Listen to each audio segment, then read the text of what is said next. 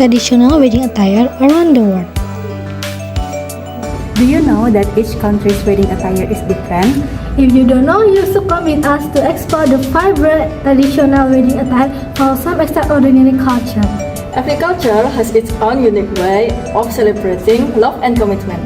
So, let's explore the world of traditional wedding attire from around the world. Let's go. Our journey begins in Indonesia. As you know, Indonesia has many islands and many districts. However, in this trip, we will talk about traditional wedding attire from the island of Java. Javanese traditional wedding outfit mainly consists of style from Solo and Yogyakarta standard. The bride and groom's outfit from Yogyakarta and Solo are usually black velvet with unique pattern and characteristic. There is even a traditional style of makeup applied on the bride's forehead called paes, a hair band called a sanggul, and jasmine decoration. There are wedding customs known as basahan from the Solo authentic city. In basahan clothing, the bride wears a kemben and the groom is often shirtless. It symbolizing simplicity, grace, and independence for a harmonious marriage. The ceremonial clothing might vary slightly, but both men and women wear sarong. The men wear a high-collared shirt, a jacket, and a blanket, a kind of wave-hat cloth that looks like a skull cap. On the other hand, the women wear a kebaya, long-sleeve blouse. Small details like embroidered cloth and silver jewelry are also essential adornment for both the bride and groom. Next country is Japan. A Japanese bride wears a shiramuku. Shiramuku is a white kimono that is worn during formal or traditional weddings at Buddhist temple or Shinto shrines. The bride also wears a white overcoat called uchikake paired with the shiramuku. The bride wears a traditional Japanese hat called watabushi, which symbolizes simplicity and modesty. To tie the kimono, the bride uses a belt known as obi. The white wedding outfit stands for a new beginning in marriage life. After the traditional ceremony, the bride usually changes outfit. For the wedding ceremony, the bride wears shiramuku again but layered with iro uchikake, a colorful pattern overcoat that symbolizes happiness. Next, the groom wears a monsuki haori hakama. Mon means emblem and refers to the family crest. Monsuki is a commonly black or dark kimono worn by Japanese grooms symbolizing an honor. It is paired with a short jacket called haori and trousers called hakama. Short woven ties that can be attached to the little loops at the front are called a haori hime. Let's moving to South Korea. In South Korea, they also have beautiful traditional wedding attire. Both the bride and the groom are dressed in hanboks, but it's not an average hanbok. They are designed specially for weddings. The bride and groom wear different colors of hanbok during their wedding ceremony, such as pink, red, white, blue, or purple. Every color has a different meaning, but most Korean brides like to wear red and the groom wear blue to symbolize the idea of yin and yang. Yin is meant to bring healing and yang provides enthusiasm and active energy. Together, the energy is balanced. They also wear jokduri, which is a type of headwear. The wonsam or hwarot is a ceremonial jacket that was worn by upper-class women in Joseon, but now common people can wear it. The wonsam is bright and ornate with red silk on the outside and blue silk on the inside, as well as flowers stitched in the fabric to symbolize riches. Let's kick things off in Thailand. Thailand traditional wedding attire is different from region to region, but I will show you one of the famous Thailand traditional wedding attire. The Thailand wedding dress from northern Thailand is the Lana wedding dress. This dress is influenced by China and Myanmar. The bride is wearing a dress called sabai. The sabai symbolizes elegance and is usually paired with a sarong. Brides often wears a sangwan, which is asas as an accessory. And the groom wears jongkraben, which is traditional long pant from Thailand. Typically wide-legged and made from colorful fabric, are designed for easy movement during traditional activities. Historically, jongkraben were designed for agricultural work, reflecting the rural communities in northern Thailand. Moving on to Philippines. In the Philippines, the groom wears a barong Tagalog. Barong Tagalog is a traditional long sleeve shirt made from fabric like pineapple or banana fiber, and usually embroidered with Filipino patterns such as the sun, the baybayin, and the sampaguita. The baybayin pattern is a Asian Filipino script, and sampaguita is a national flower from the Philippines that symbolizes purity and eternal love. The bride usually dresses in barat saya that is also made from pineapple or banana fibers. This is the traditional dress worn by the bride that represents her purity. Flowers and plants are the common patterns in barat saya, such as sampaguita. On a long journey, now we arrive in China.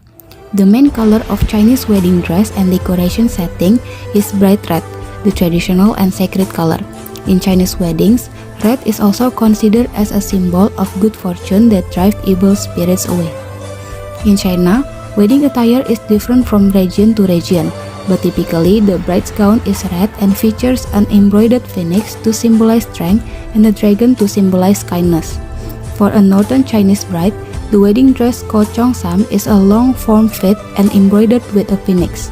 But different from southern China, the wedding dress from southern China is called Long Fenggua or dragon phoenix coat. This traditional wedding dress is embroidered with a dragon and phoenix. You may also see 5 beds too along with the dragon and phoenix, which symbolize 5 blessings. The groom wears a tangzhuang, which is a long shirt paired with a jacket. The groom's jacket is also red and embroidered with a dragon. Let's travel to India. Here, Indian marriages are popular for their richness, which can be seen in their traditional wedding outfits. The bride wears a lehenga or a sari wedding dress. Lehenga is a long heavy skirt that often paired with a cropped blouse called the choli and a dupatta that is draped over their head or shoulders. The lehenga also symbolizing femininity. While sari is a long piece of cloth around 6 to 9 yards that wraps around the body and tucked into an underskirt.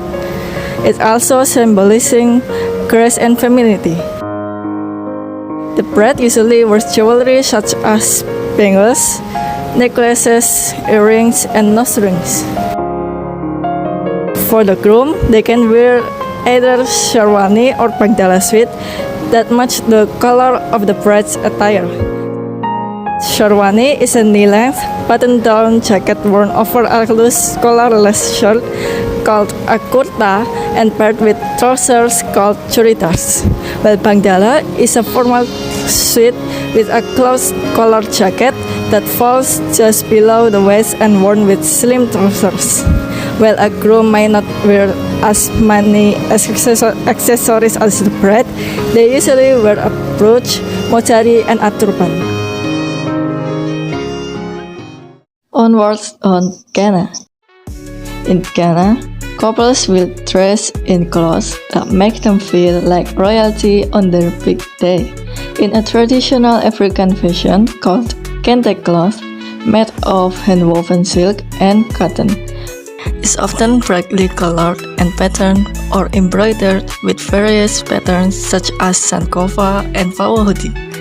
Sankofa, depicting a bird returning to its roots, symbolize learning from the past to build a better future. And while Fawahuti symbolize freedom, independence, and emancipation. Colors hold symbolic meanings for couples. For example, gold means wealth or loyalty, pink means calmness and tenderness, blue represents the sky and means love, harmony and good peace, and maroon is protection from evil.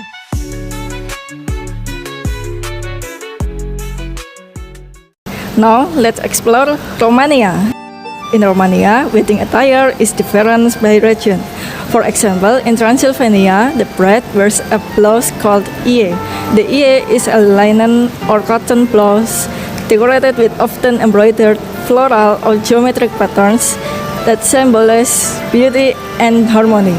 The blouse wears a long skirt called katrinta that is usually made of wool or cotton. To complete the outfit, the bride adds a belt known as brow.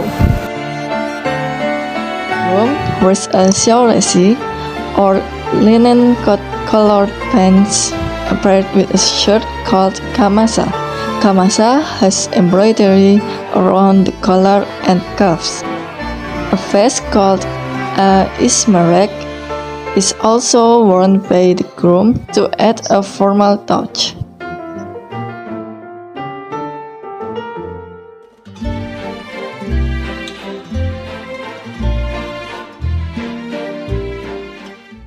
Now we have traditional wedding attire from Scotland. First, the bride has a bit more flexibility. In traditional Scottish wedding, brides usually wear a formal dress or dress with tartan patterns. On the other hand, the groom have a unique outfit called a kilt outfit, which includes a kilt, a scarf, a waistcoat, a shirt, and a tie. The kilt is a knee-length skirt. It is made from wool because it's suitable for Scotland's weather. Another thing about a Scottish wedding attire is the tartan pattern. The tartan must match the groom's clan, and every pattern has colors and design that represent the identity and history of a specific clan or family. Fly to Bulgaria. They also have beautiful traditional wedding attire. The bride wears a beautiful gown embroidered with floral and geometrical patterns, symbolizing fertility and reflecting regional culture. The bride accessories with a belt known as kulan. The bride wears a red veil. The red veil is believed to ward off evil spirits and bad luck. The groom wears a white or cream-colored shirt and trousers with floral embroidery that also reflects regional culture, and wears with a vest that's sometimes embroidered with geometrical patterns. The groom wears a traditional hat, the style of which varies depending on local culture.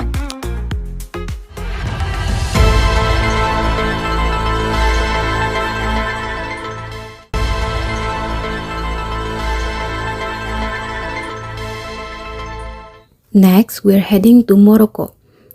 During the wedding celebrations in Morocco, brides usually wear a fascia, which is made from high-quality fabric and known for its luxurious and beautiful embroidery. The fascia has several elements. The first one is basic kaftan, a belt, and a lot of accessories like necklace and bracelets symbolize elegance. For grooms, they usually wear a jabador, which is a long robe decorated with embroidery and has traditional patterns that also symbolize richness and elegance. Finally, let's end our journey in Hungary. The bride typically wear a white or cream-colored dress with simple flower embroidery, sometimes passed down through generations, and a carnage headpiece made from wood. After midnight, typically the bride is switched out into a traditional folk outfit known as the red dress, symbolizing joy and celebration as a new woman. The groom might wear a traditional black suit with a red or white ribbon, symbolizing purity and commitment. Some groom might also wear a black hat.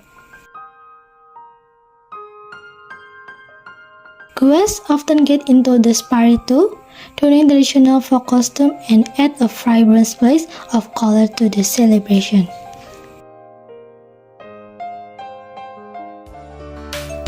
Wow, do you think this is an amazing journey?